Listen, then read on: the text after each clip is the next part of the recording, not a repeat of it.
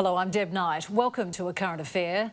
When Joel Cauchi went on a deadly stabbing rampage through Sydney's Bondi Junction, he was off his medication for schizophrenia. It shone a spotlight on the doctor who had agreed to wean him off his meds 5 years prior, despite warnings from Cauchi's own mother. Now, new questions are being raised about her methods, and some former patients say their complaints to the regulator were ignored. Do you believe that there's any mistakes that you made in the handling of Cauchi's case? Let's finish it. I have to go. Thank you. Dr. Andrea Boroslavak is an esteemed psychiatrist who's been in the spotlight since a coroner's inquest into one of Australia's worst mass murders. Why did you tell the inquest that Joel Cauchi was driven by misogyny? Are you stalking me? No, I'm just trying to ask you questions, Doctor. She was the psychiatrist who agreed to wean Joel Cauchi off medication for schizophrenia almost 5 years before he killed 6 people in a knife rampage through a Sydney shopping centre. Now, new questions are being raised by 2 of her former patients. Why have you decided to speak out? I'm hoping that what I can say can validate anybody else with their experiences with her. This former patient, who we've agreed not to identify, says she felt dismissed and unheard when seeing Dr. Boroslavak almost 8 years ago. She disregarded a few of my previous diagnoses from earlier psychiatrists. How did she make you feel during those appointments? Small. I felt very upset. I felt misunderstood. At the time, the patient was 27. She has now completed a mental health degree, empowering her to speak up. I don't understand how she came to the conclusions that she did. A young woman who was in need didn't need to be treated like a dirty, crazy person. Hello, Doctor. Dan Nolan from A Current Affair. How are you? We spoke with Dr. Boroslavak in Toowoomba, where she runs her own private mental health clinic. One former patient says you made her feel like a dirty, crazy person. How would you say you treat your patients? Okay, I can't talk to media. Why?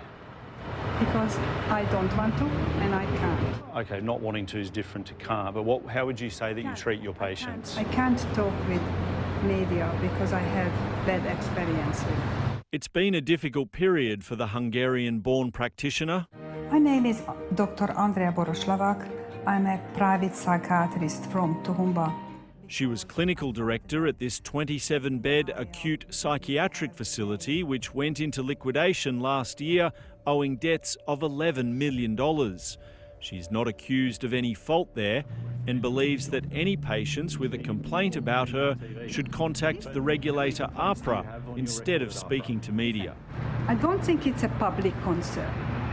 If you are concerned, you can go to channels like AHPRA, or you can go to the Ombudsman and ask them. How many complaints are there on your record with AHPRA against you? Who knows? Who knows? What, several? I many? have known, and doesn't well, matter. you're aware of them. A Current Affair has obtained evidence of one complaint filed with AHPRA about Dr. Boroslavak in 2014. The former patient alleges her treatment was highly inappropriate and unprofessional, claiming the doctor stated she would be changing my medication with no discussion or explanation, leaving her feeling traumatised for a very long time. AHPRA dismissed the complaint without even speaking with the aggrieved patient.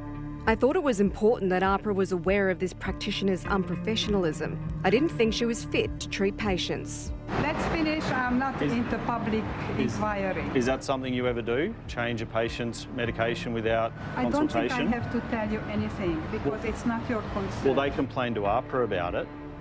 But not a current affair. Who's current affair? We can also reveal that in 2023, the regulator placed 2 conditions on her registration, requiring her to undertake education and get mentoring about managing vulnerable patients and conflicts of interest.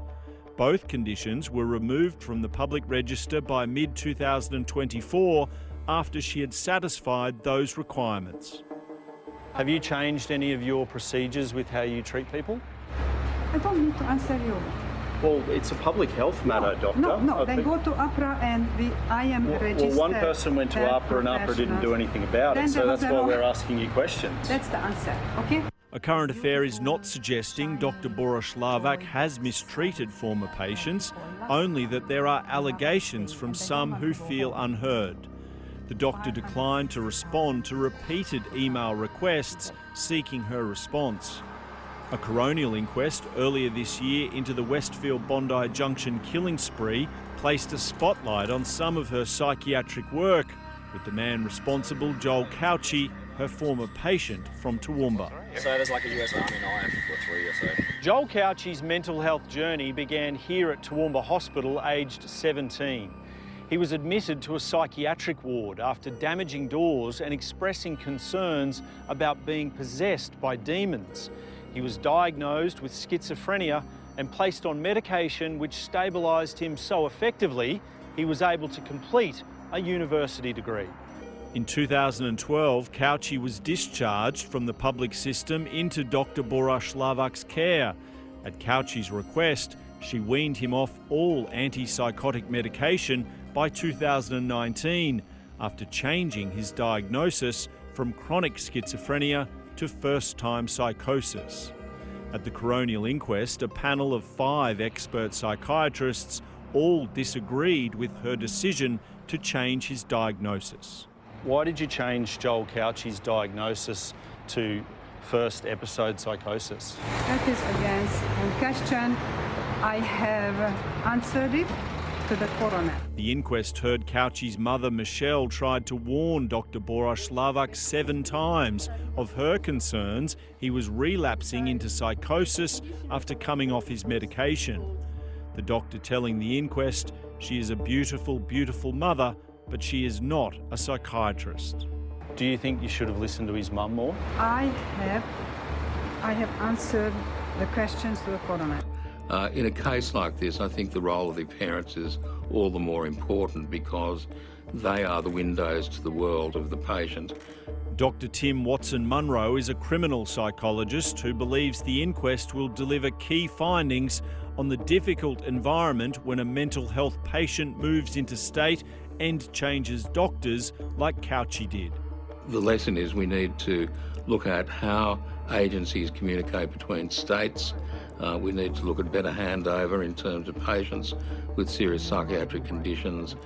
The coroner is yet to hand down their findings relating to Dr. Boros. She maintains she did not fail in her care of Joel Cauchi and has no error on her behalf, finishing our interview by accusing me of stalking. This is stalking. I'm just trying to ask you questions, Doctor. My answer is don't stalk me. Thank you. The coroner is expected to hand down a finding later this year, and if you've had any dealings with this doctor, please let us know.